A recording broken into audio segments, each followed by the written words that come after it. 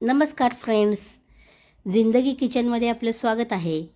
आज आपण बनवणार आहोत झणझणीत माशाच्या मुंडक्यांचे कडाण.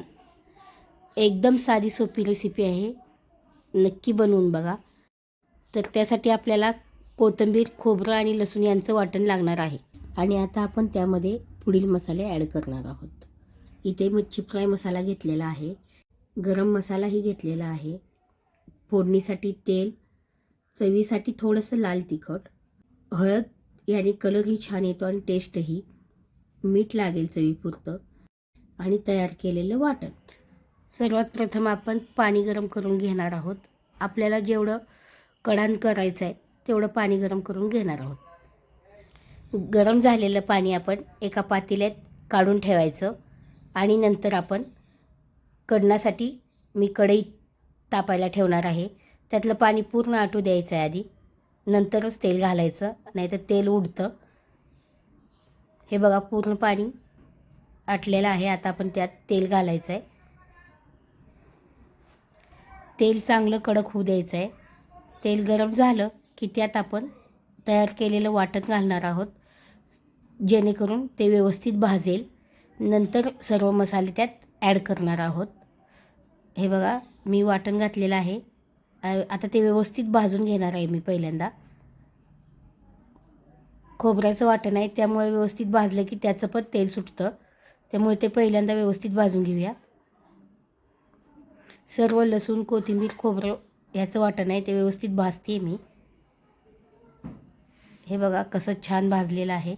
तेल पण चांगलं कडक झालं आपलं.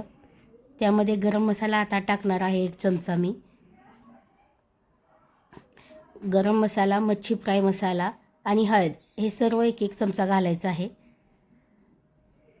आणि हे आधी हलवून घेऊ सगळं व्यवस्थित. हे चांगलं मिक्स झालं आहे. त्यामध्ये काळं तिखट 2 चमचे घातलेलं आहे मी. हे कढाण आहे, त्यामुळे तिखट असेल तेवढं छान टेस्ट येते, त्यामुळे मी 2 चमचे घातलेलं आहे.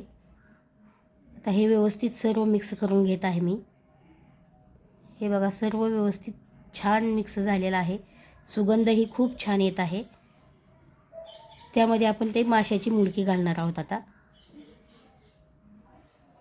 ती पण व्यवस्थित सर्व मसाल्यात एकजीव करून घ्यायचे आहेत, आपल्याला व्यवस्थित भाजायचे आहेत. तेलात जेवढं छान भाजाल तुम्ही ही मुंडकी, तेवढा रस्सा मस्त होतो, चव खूप छान येते. 1-2 मिनटं आपण ताट झाकून वाफ काढतोय आपण ह्याला आता, जेणेकरून मसाले आणि मुंडकी ह्यांचं मिश्रण व्यवस्थित भाजेल. हे बघा, 2 मिनटानंतर मी झाकण काढलेलं आहे. व्यवस्थित पीस मस्त भाजलेले आहेत. ह्यात आपण मगाशी गरम केलेलं पाणी घालूया. मस्त वास येत आहे. झणझणीत असं आपलं कढाण होणार आहे. हे सर्दी खोकला ह्यासाठी उत्तम आहे, औषधी. हे बघा, मस्त कन्सिस्टन्सी पण झालेली आहे. तुम्ही ह्याचं प्रमाण कमी जास्ती करू शकता. हे बघा, आपण व्यवस्थित आता एक उकळी काढणार आहोत ह्याची. मस्त उकळी निघत आहे आपल्या कढणाची. मस्त सुगंध येत आहे याचा. घमघमाट, अगदी घमघमाट सुटलेला आहे.